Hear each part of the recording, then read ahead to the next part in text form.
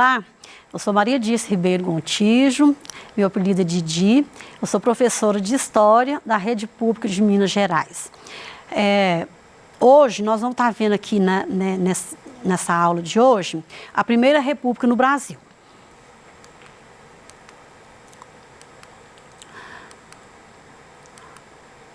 Nós vamos então estar analisando as mudanças e permanências ocorridas na sociedade durante essa Primeira República após o fim da monarquia. A gente vai estar identificando as principais características dessa Primeira República. Nós vamos descrever o governo do Marechal Deodoro da Fonseca e do Floriano Peixoto, tá? A República Oligárquica vai ser o nosso próximo assunto da próxima aula.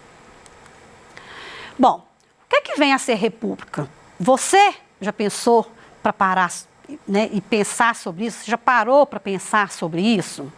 A palavra república, ela significa muito para a gente e às vezes a gente não para pensar, tá? Ela então deriva de uma palavra latina, que quer dizer res pública, que significa o quê? Coisa comum, ou seja, coisa pública. Então, a palavra república nos remete o quê? A uma coisa pública que todos deveriam ou devem ter acesso. A origem desse sistema republicano está lá na Roma Antiga. A república, então, é uma forma de governo na qual o chefe ou o presidente, no nosso caso, é eleito pelo povo e ele tem um mandato que tem um tempo determinado. No caso nosso aqui do Brasil atual, é mandato de 4 anos e que esse presidente pode ser reeleito mais uma vez por 4 anos, tá? Mas então isso significa que a duração é limitada. Bom, quais então que são as fases dessa Primeira República? A Primeira República que a gente fala, ela vai de 1889, que foi a sua proclamação, até 1930, tá? Só que dentro dessa Primeira República, a gente coloca que a gente tem 2 situações. A gente tem uma república, que é feita pelos militares, que a gente vai chamar de República da Espada, que vai de 1889 a 1894. E a própria palavra já fala espada, porque, na verdade, ela vai ser uma república feita por 2 militares. E de 1894 a 1930 é a chamada República Oligárquica, ou é aquela república que foi feita pelos grandes fazendeiros existentes no Brasil, que, como eu já falei, vai ser assunto da nossa próxima aula. Bom, a República da Espada, então, foi um período que foi governado por 2 militares, o Marechal Deodoro da Fonseca e o Floriano Peixoto.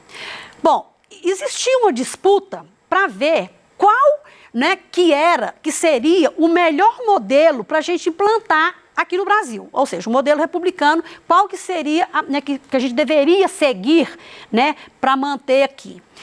Aí, então, tinha um que defendia um modelo que era o centralizador, e esse modelo é o que era defendido pelos militares. Mas, em contrapartida, nós tínhamos um outro grupo que defendia o modelo de governo federalista, onde os estados teriam autonomia e seria defendido pelos civis. Que seria por quem? Por nós próprios, pelas pessoas que seriam eleitas para estar falando em nome do povo. O governo provisório, então, de 1889 a 1891, que foi o governo do Marechal Deodoro, ele, então, foi implantado na noite do dia 15 de novembro de 1889, quando foi proclamada a República, e ele foi até fevereiro de 1891. Aqui tem uma imagem do Deodoro, todo condecorado. Aí eu faço a pergunta para vocês. Você já pensou, como que foi a participação da população brasileira, da população geral brasileira, nessa nova república? Vocês acham que teve muita participação, que eles foram, o tempo todo foram convidados a participar? Ou vocês acham que foi feita uma coisa à parte, onde determinados grupos participaram? Vamos estar vendo isso agora. Bom, Esse governo, então, na verdade, ele foi formado no primeiro momento por membros do Exército e por fazendeiros que representavam, né, a cafeicultura no Brasil, que era o nosso maior produto que a gente tinha aqui na época, tá? E determinadas classes urbanas, a gente tinha uma pequena representação de umas classes mais, né, umas classes mais elevadas também das classes urbanas, mas não era tanta não, tá? O Deodoro da Fonseca, ele tentou conciliar, né, tudo que os vários grupos, né, queriam, esses interesses, mas não foi fácil, não.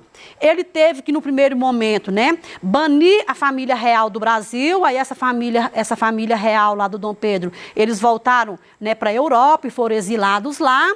E aí, então, ele transformou as antigas províncias, né, e formou, então, né, implantou os estados aqui já dentro do federalismo. As primeiras medidas ainda, a gente pode estar falando aqui que ele separou, né, a igreja do Estado, que até então a igreja ela dependia, né, do Estado, aí a partir desse momento, então, a igreja tornou-se laica, tá? Houve uma separação. Ele concedeu nacionalidade brasileira, né, para todos os estrangeiros que já residiam aqui no país. Ele reconheceu os compromissos, né, principalmente os compromissos financeiros deixados, né, pela monarquia no Brasil, para não deixar, né, as pessoas serem lesadas. Ele adotou uma nova bandeira, né, que inclusive eu mostrei essa imagem lá na última aula para você, né, convocou uma Assembleia Constituinte para estar escrevendo, né, uma nova Constituição para o Estado brasileiro. Aí nós tivemos, né, um problema aqui no Brasil, né, nessa época, que foi um problema muito sério economicamente, que a gente chama de encilhamento. Como o governo, né, ele assumiu os compromissos da monarquia, né, das dívidas da monarquia, que não foram poucas, ele começou a ter problema financeiro. Aí, então, o seu ministro, né, na época lá da economia, ele implanta uma política que ficou chamada, né, conhecida como encilhamento, e aí, esses efeitos dessa política foram muito ruins, negativas mesmo, para aquele momento no Brasil, que nós vamos estar vendo que o Deodoro da Fonseca não consegue permanecer, né, no cargo, tá? E quem era o seu ministro das Finanças era o Rui Barbosa. Aqui tem uma imagem mostrando a questão do encilhamento. Aí, então, o que seria esse encilhamento? Né, devido ao déficit, né, da balança lá que ele assumiu da monarquia, né, ele tinha que aumentar as suas exportações e deixar de importar tanto como eles importavam. Né? Isso daí para quê? Para fazer a balança ficar favorável para o Brasil. O ministro da Fazenda, então, adota essa política, que foi chamada de encilhamento, que ele vai fazer o quê? Ele vai emitir, né, dinheiro, tá certo? Ele injeta dinheiro, né, no mercado para tentar sanar essas dificuldades que estavam acontecendo aqui e para alavancar a produção industrial aqui no Brasil. Esse grande volume de dinheiro, ao invés dele ajudar no que o Rui Barbosa pensou, né, que era alavancar essa industrialização, ela, na verdade, foi o quê? Uma desvalorização da moeda, tá certo? E um surto inflacionário. E isso, claro, que a população, né, mais pobre é que sofreu todas as consequências disso daí, e aí foi gerando um clima de insatisfação, né, que vai realmente desenvolver até o ponto, né, de fazer as eleições e realmente o Marechal ter que deixar o poder. Houve, então, né, essa especulação financeira, o uso de empréstimo, né, para compra de ações e empresas fantasmas na Bolsa de Valores começou a acontecer, isso porque alguém precisava lucrar, que eram esses grandes fazendeiros e os industriários, os pequenos industriários da época. Aí, então, essa política do encilhamento, ela fez tanto barulho, né, aqui no Brasil, né, nas bolsas de valores, que ela ficou conhecida com esse nome de encilhamento, por causa da questão do encilhamento dos cavalos lá, né, nos aras, quando tinha as competições, tá certo? E isso significava um sinônimo de jogo, de aposta, de especulação, realmente aqui, né, no Brasil. Ele, então, colocou a Constituição de 1891, ela tinha dois projetos distintos, um era dos militares positivistas, que eram os homens de fardas, e o outro que era dos republicanos históricos, que eram, né, quem queria um governo descentralizado e pregava a volta dos militares para os quartéis. Ela também, né, ela foi promulgada no dia 24 de fevereiro de 1891, teve a influência da Constituição americana, a forma de república implantada, então, de governo foi a república, o sistema de governo era o presidencialista, e a forma de Estado, o federalismo, como queriam os grandes cafeicultores aqui do Brasil, que era o Partido Republicano Paulista.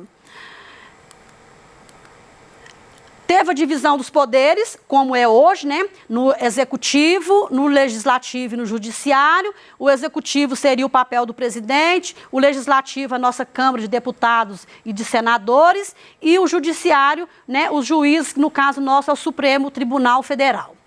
A eleição para presidente foi de voto direto, né, salvo o primeiro que foi eleito lá pela Assembleia, no caso do Marechal, o mandato de 4 anos sem reeleição e o voto. Ele não era secreto, eu tinha que mostrar em quem eu estava votando, ele foi censitário, quer dizer, você tinha que ter uma renda mínima para poder votar, e para cidadãos alfabetizados e maiores de 21 anos de idade. Então aqui ele excluiu quase que a população brasileira inteira. Tá?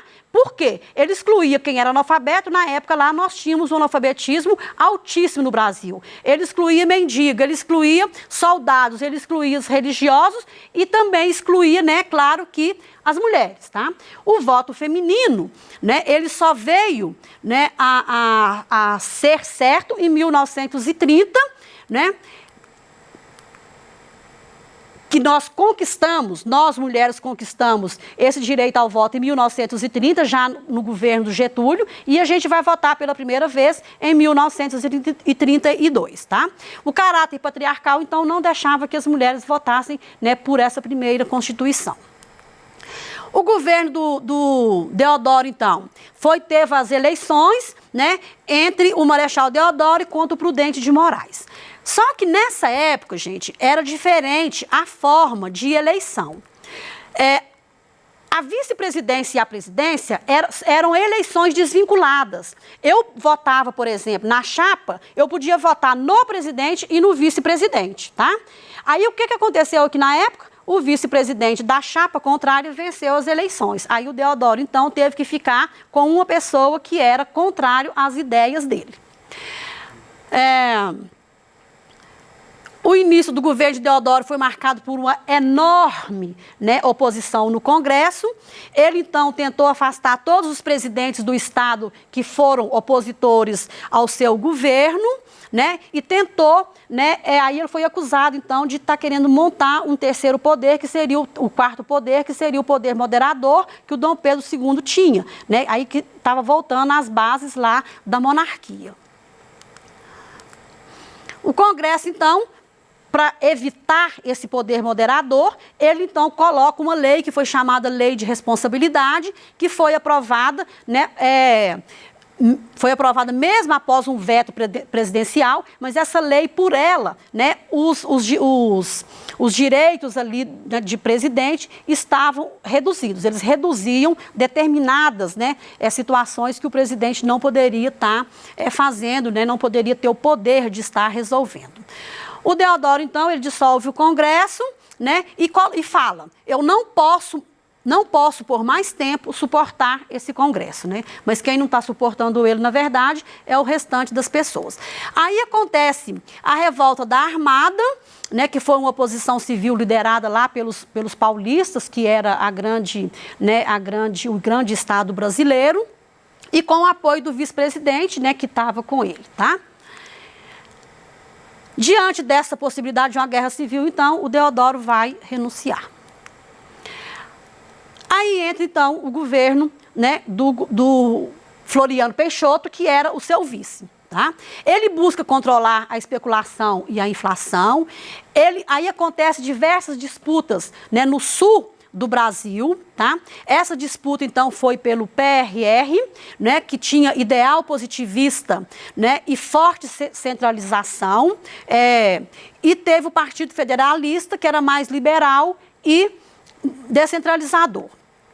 Com isso, então, a gente teve uma Revolução Federalista, que foi a ocupação lá no Rio Grande do Sul, Santa Catarina e Paraná, e teve uma feição de guerra civil mesmo. Foi uma guerra que foi totalmente controlada, mas que foi uma guerra muito forte, né, para esse governo. De acordo com a Constituição, ele deveria governar somente por 3 meses e convocar as eleições, mas aí ele opta por ficar, né, no poder, não é isso? E aí, mesmo de forma inconstitucional, ele fica. Aí teve, né, uma ameaça de uma segunda revolta, né, segunda revolta da Armada, que foi lá no Rio de Janeiro. Floriano, então, determina a repressão, e claro que aí o movimento, né, é repreendido, tá? Ele recebe o título, então, de ser o Marechal de Ferro, por causa disso, mas, ao mesmo tempo, ele, né, foi o consolidador da República, né, no Brasil. E, com o fim do governo Floriano, termina também a República da Espada, né, aqui no Brasil, que foi a república que a gente coloca, que foi governada por 2 militares. A gente teve outros